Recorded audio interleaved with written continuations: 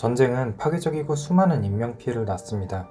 전쟁에 이기기 위해서라면 어떤 수단도 마다하지 않지만 오랜 기간 동안 전쟁의 참혹함을 겪으며 인류는 인간의 본성을 잃지 않으려고 노력했고, 아무리 전시 상황이라 하더라도 지켜야 할 암묵적인 룰이 생기게 되었습니다. 너무 치명적이고 비인간적인 무기의 사용을 금지하면서도 무장을 하지 않은 민간인이나 군인일지라도 전투 의지를 상실한 적군의 경우 죽이지 않고 포로로서 인간적인 대우를 해주어야 하죠. 다른 무엇보다 명예를 중요시 생각하는 군인이 무차별 공격을 하는 마피아나 테러범과 같은 조직 범죄 집단과 다른 이유이기도 합니다. 하지만 이런 암묵적인 룰은 말 그대로 암묵적인 약속일 뿐, 실제로 전쟁 중에 금지 무기를 사용하거나 민간인의 학살이 자행되기도 하는데요. 현재는 전 세계 해군들의 핵심 전력으로 자리 잡은 잠수함이 1차 세계대전 당시 몇몇 나라들에게는 암묵적으로 꺼려지던 무기 중 하나였습니다. 그들은 왜 잠수함을 꺼려했고, 다른 여러 나라의 암묵적인 룰을 깬 무기의 사용은 어떤 결과를 얻게 되었을까요? 오늘 시간에는 잠수함의 역사에 대해 한번 알아보겠습니다. 흔히 잠수함의 원조에 대해 떠올려보면 독일의 유보트가 떠오르실 겁니다.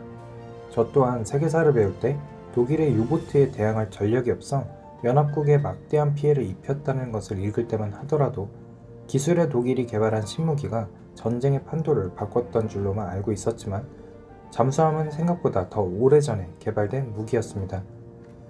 최초의 잠수함은 1578년 영국인 윌리엄 본이 고안한 잠수 선박으로부터 출발합니다.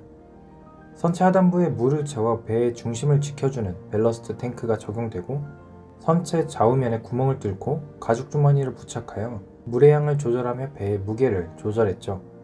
굉장히 원시적인 방법이지만 이 잠수 선박은 현대 잠수함의 원리와 동일합니다.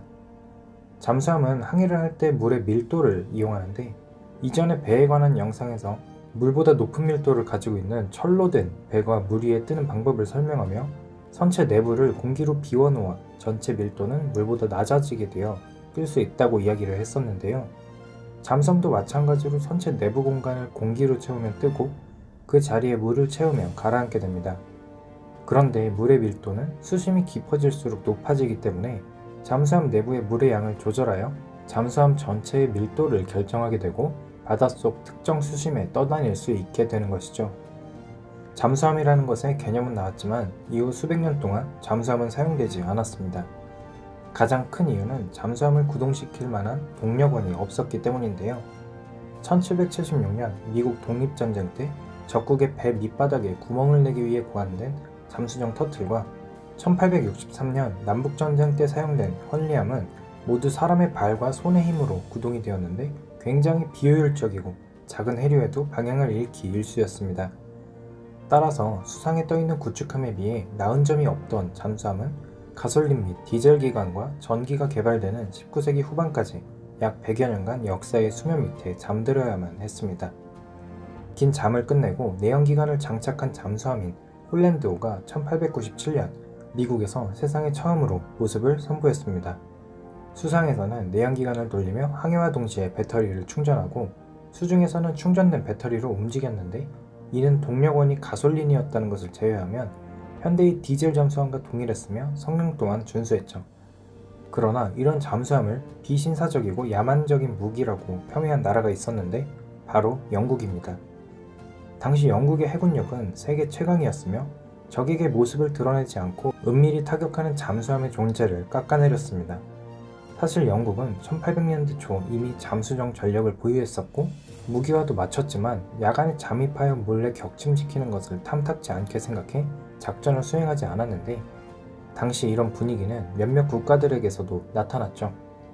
그러나 이런 영국의 오만해 보일 수도 있는 행동은 1차 세계대전이 시작되며 큰 피해를 입게 되었습니다. 영국의 대함대는 제1차 세계대전이 시작된 이후부터 영불해역, 북해 등에서 수적으로 압도적인 우위를 차지하고 독일의 해상을 봉쇄하는 역할을 맡고 있었는데, 이로 인해 독일은 고립되어 움직일 수 없는 상황에 놓이게 됩니다. 이 상황을 타개하기 위해 독일이 선택한 전략은 바로 잠수함이었습니다. 전쟁 이전부터 꽤 많은 수의 잠수함을 건조 중이었던 독일은 일명 유보트라 불리는 잠수함으로 영국 해상의 전함을 비롯한 일반 민간 여객선까지 무차별적으로 공격하는 무제한 잠수함 작전을 펼치게 되었습니다. 이는 당시 독일도 찬성했던 교전 조약인 군함은 민간 상선을 격침시킬 때 해당 선박의 선원들을 모두 구조한 다음에 침몰시켜야 한다는 조항까지 무시한 공격으로 모든 군사강국에게 비난을 받게 되었죠. 그제서야 잠수 전력의 중요성을 깨달은 영국은 호위함, 구축함 등의 보조함을 투입해 피해를 줄여가는 한편 잠수함 개발과 대잠 전력 보강에 힘을 실게 됩니다. 그렇게 개발된 영국의 잠수함은 독일의 유보트보다 훨씬 뛰어난 성능을 가짐은 물론 기초적인 소나를 개발해 피하거나 잠수함을 격침시키기도 하였죠. 1차 세계대전의 암묵적인 룰을 깼던 독일의 무제한 잠수함 작전은 수많은 나라들을 분노하게 만들었습니다. 또한 그 어느 나라의 편도 들지 않던 중립국들까지 모두 등을 돌리게 만들었고, 그렇게 독일 제국은 역사 속으로 사라지며 잠수함은 전 세계 해군 병력의 핵심 전력으로 자리 잡게 되었습니다. 잠수함은 대표적인 비대칭 전력으로 바닷속에 자망을 하고 있을 때 찾는 것은 현대의 기술로도 굉장히 힘듭니다.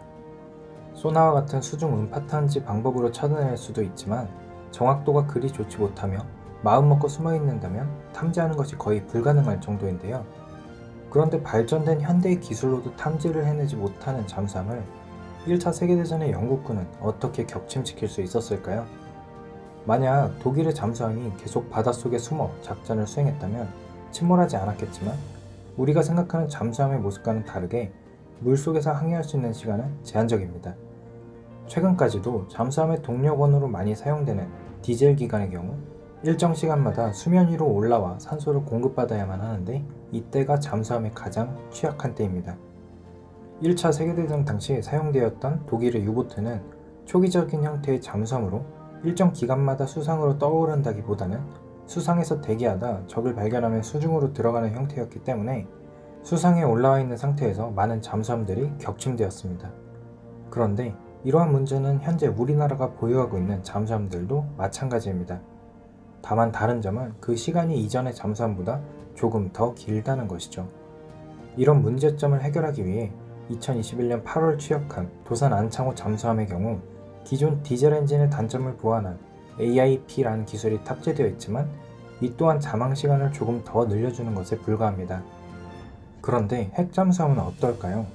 디젤 엔진을 장착한 잠수함은 탑재된 배터리의 충전과 산소를 공급하기 위해 일정 시간마다 물 위로 올라와야만 하지만 핵연료를 사용하여 무한전 전기 생산이 가능한 핵잠수함은 생산된 전기로 생존에 필수적인 산소와 물을 만들어낼 수 있기 때문에 물 위로 올라와야만 할 특별한 이유가 없다면 계속 수중에서 작전을 이어나갈 수 있습니다.